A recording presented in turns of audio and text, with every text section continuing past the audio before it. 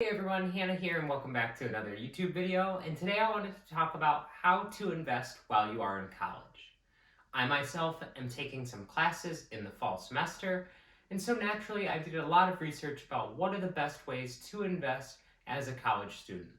I figured I would share my findings here on the channel, and without further ado, let's get right into it. So first off, we have a step that actually comes before you do any investing at all. We will call this step 0, and that is to create a budget. Creating a budget is foundational for any kind of investing plan, and it's in order to make sure that the money that you have and you are investing with is money that you truly can't afford to lose. If it's money that you truly can't afford to lose and you might be looking at taking it out within a short amount of time, then it's money you shouldn't be investing to begin with. But regardless of whether you are investing money that is a little bit more risky because you are stretching your budget a little bit thinner, you still need to have a budget made up and to be able to say, okay, I think I can put $5 a week into investing or $100 a week. Having a set plan and listening to that budget plan is truly the only way to sustainably invest for the long term. Next up, we have step 1, and that is to not be afraid to start small. Now, it may seem like you are never going to hit a big total when you're putting in a very small amount, but even if you start with a small amount, like let's say $5 or $10 a week, that can really snowball over time. Over an entire year, if you were to deposit $5 a week, your account balance would grow to $260, and that's without any kind of capital gains accruing within the account. It's really important that you start investing a consistent amount every single week, as this will allow you to dollar cost average into the market into whatever stocks you are choosing to invest in, and this will allow you to play for the long term rather than trying to time certain areas of the stock market or trying to say that, oh, well, this stock will get a little bit cheaper or this stock will get more expensive. It's something that not anybody is good at. In fact, even the biggest hedge funds in the world do not have success with it all the time, and in fact rarely have success with doing that. And so I would recommend just dollar cost averaging into the market every single week with a set amount, and don't be afraid to start small. Next up is step 2, which is to choose your account. Now, once you have decided the amount of money you are going to be investing every single week, you get to choose your account that you are going to invest in. Now, as a college student, there are some more things you want to think about than a typical average person who is going to be investing. So I would recommend these 2 types of accounts for college students. First off, you have the one that I would definitely recommend more, and that is the Roth IRA. Now, the Roth IRA is a super tax-advantaged account where you can put money in post-taxes after earning it on your paycheck and use that money to invest. And when you take that money back out after 59 and a half, you do not pay any taxes on the capital gains at all. So obviously this account is an amazing account to invest in long term, but there is one more advantage to the Roth IRA that is something that is really notable for college students. The Roth IRA does not count towards your investment income when you are filing for the FAFSA. Because the FAFSA tells you not to include your retirement accounts, and since the Roth IRA is a retirement account, when you go and fill out that FAFSA form every single year, you will not need to include the amount of money that is in your Roth IRA. This can allow you to get more money in terms of federal student aid and save you a lot of money down the long run. Now, there are some income restrictions to the Roth IRA, as only people that are under a certain income level can access it.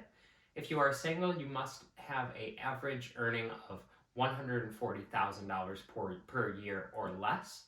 And if you are married, that total would be $214,000 or less for the entire last year. Now, if you are on the very top end of that bracket, the amount of money you get to deposit into that account gets a lot smaller, but regardless of where you are in the income bracket, if you have access to a Roth IRA, it's something you should definitely consider using. And next up, for the account that I would recommend to an average college student, we have your standard brokerage account. Now, this would be something that you would open up at a brokerage like Robinhood, which, by the way, my link is in the description if you want to earn a free stock by starting out with Robinhood. This would be an account you would put the same money in every single week, just like we did with the Roth IRA. This would be post-tax money that you have already earned off of your paycheck and paid taxes on. But this account works a little bit differently. First off, you will be taxed on capital gains on any money that you make on this account, regardless of the time that you take it out. Whether you take it out next week or whether you take it out 60 years from now, you are still going to have to pay tax on that.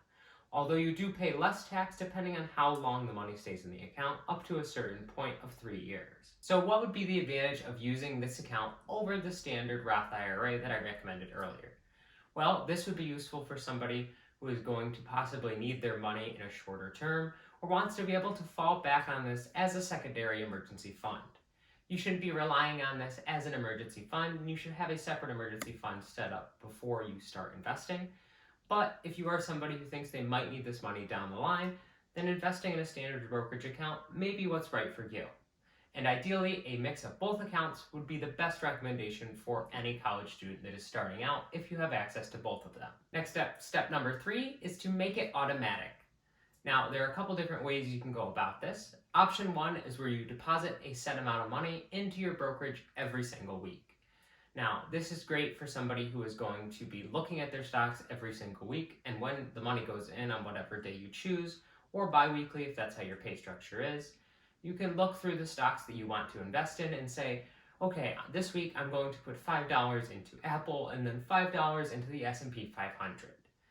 Now, obviously, this is something where you're going to need a little bit more time, so I would recommend for most people who are going to be investing, regardless of whether you're in college or not, but especially if your time is going to be taken away with your college classes, would be option 2, and that is to invest directly into certain stocks or funds every single week. This is where you set up the exact amount of money you want invested into certain stocks or funds every week, so that way every single week $5 is deposited into the S&P 500 and then $5 is deposited into Apple or whatever other company you choose. This is a great way to dollar cost average into the market and allows you to deal with the ebb and flows of the market without really having to actively think about it. So the last step, step 4, is to choose your strategy.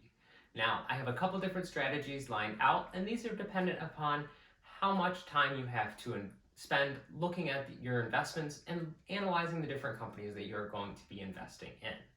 The first option is the 100% safer category, and this is where you would invest 100% of your money into exchange-traded funds. Recommended funds that I would say would be something like VOO, which follows the entire S&P 500, or VTI, which follows the entire stock market altogether. Now, these exchange-traded funds are great because they allow you to buy a small slice of a bunch of different companies all at the exact same time. Now, I would recommend this over the other approach because it is safer, but I did put air quotes around the word safe because it is 100% not guaranteed like anything in the stock market. Although the S&P 500 and the stock market as a total, since they have been around, have incurred a return since the beginning and they haven't completely crashed down to zero. That is a possibility that there could be a crash that would go down completely to zero and you could lose everything. It's important to think that there is always a little bit of risk, although your risk is extremely tempered by investing into exchange-traded funds. So if you don't like the idea of losing money, investing straight into exchange-traded funds would definitely be for you. Now, option 2 for this would be to invest 50% into exchange-traded funds and 50% into individual stocks. Now, this is great for somebody who's going to be spending a lot more time working on their investments every week and researching the companies they're going to be investing in. Now, obviously, I wouldn't want to make decisions on your portfolio based off of short-term news that you're hearing about a particular company, but keeping an eye on the companies that you are invested in is important to ensure that that company is still going in the direction you thought they were going to be going into when you initially started investing in them. So due to the amount of time investment that it takes in order to maintain investing in individual stocks, this is only for somebody who wants to spend a certain amount of time every single week looking up their stocks. Now, notice that I did not include an option for investing 100% into individual stocks. And that is because nobody on this earth, even the people at the highest ranked hedge funds, are 100% great at picking out individual stocks. And I do believe that as your portfolio has more individual stocks, you need to have the time to allocate to work on your portfolio to ensure that your stocks are going into things that you truly believe in and you think will make you money long term. Since most college students are going to have a lot of their time taken away by school, I would recommend using these two approaches and not delving into anything more risky than 50% money into individual stocks. Well, that's all I have to say about how to invest as a college student.